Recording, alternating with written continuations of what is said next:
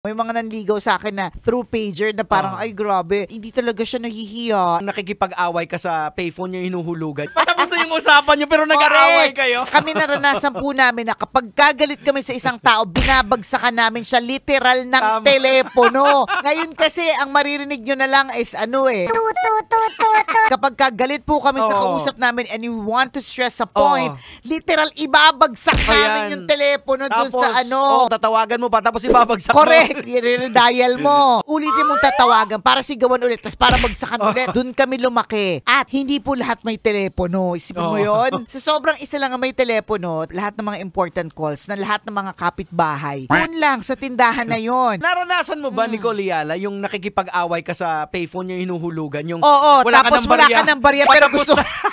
Patapos na yung usapan niyo pero nag-aaway kayo. Pag-scratch ka ng call card, dial mo yung sandamukal na numbers, parang 16 na numbers para maloadan ka ng 150, 300, 500. Mayaman ko kung ano niload mo, 1,000. Ngayon kasi puro ang dami ng unlimited calls and text to all networks. Dati hindi. Kaya nauso nga dati yung drop call eh. Saan ka na? Kasi nga, para beeper, may manliligaw sa'yo, dadaan ka muna sa isang operator para sabihin mo kung anong gusto mong sabihin yung gusto mong sabihin. May mga nanligaw sa akin na through pager na parang, ay grabe, hindi talaga siya nahihiya. Idinaan niya sa operator, pwede bang manligaw? Kung tumatawa ka ngayon, malamang may gout ka na!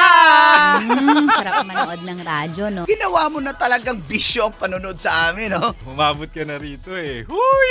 Kaya kung gusto mong tuloy-tuloy pa ang tawanan, iyakan at kiligan, i-like mo na ang video na ito. At mag-comment ka na rin sa Bisyo. Hit mo na rin ang notification bell para updated ka sa mga kaganapan namin dito sa Love Radio. Kailangan pa bang i-memorize yan? Basic.